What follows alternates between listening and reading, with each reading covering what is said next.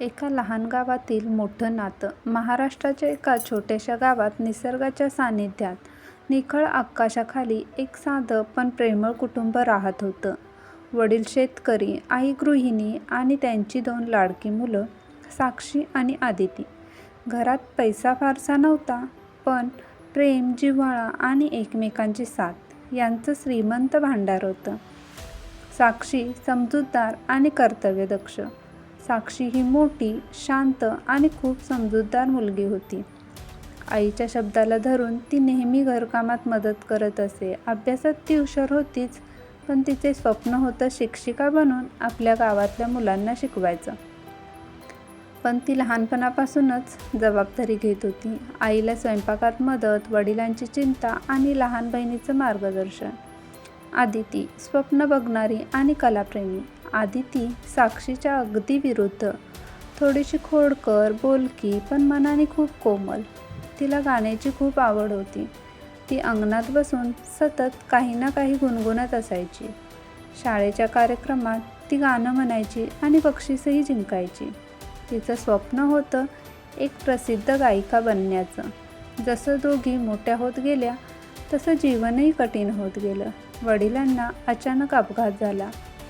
कंबर दुखत होती आणि शेतीचं काम करणं शक्य राहिलं नाही. घरावर कर्जाचा डोंगर चढू लागला. आईने थोडंसं शिवणकाम सुरू केलं, पण तेवढे पैसे पुरेसं नव्हतं. साक्षी 12वी उत्तीर्ण झाली होती.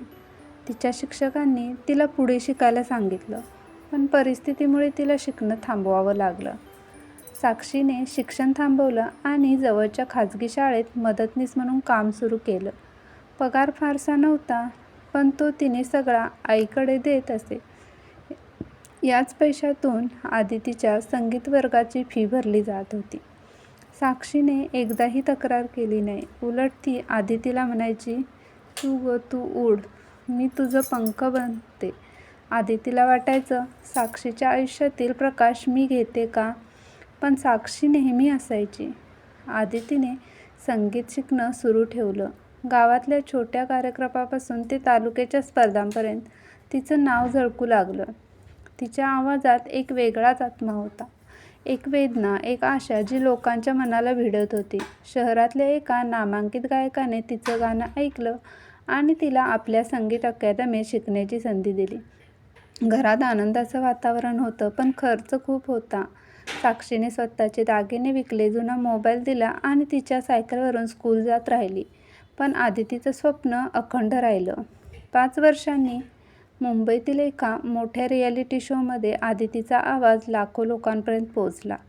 तिचं गाणं देशभर गाजलं. तिचा आत्मविश्वास, तिचा आवाज, सगळं तिच्या संघर्षाची साथ देत होतं. स्पर्धेचा निकाल लागला. आदिती विजयी झाली. आदिती मंचावर उभी होती. डोळ्यातून अश्रू वाहत होते. तिच्या हातात ट्रॉफी होती, पण ती खाली उतरली. गर्दीतून वाट काढली आणि ट्रॉफी साक्षीच्या हातात दिली. ही ट्रॉफी माझी नाही, ही माझ्या बहिणीची आहे, जिने स्वतःचं आयुष्य थांबवून मला उडायला शिकवलं. काही काळाने आज साक्षी गावात मुख्याध्यापिका आहे. तिचं स्वप्न पूर्ण झालं, थोडं उशिरा पण मोठ्या अभिमानाचं.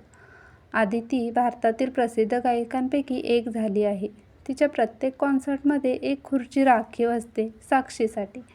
शिकवण, प्रेम, त्याग आणि विश्वास या गोष्टींवर नातं टिकतं. बहिणीचं नातं म्हणजे निस्सीम प्रेम, जे कुठल्याही यशापेक्षा मोठं असतं.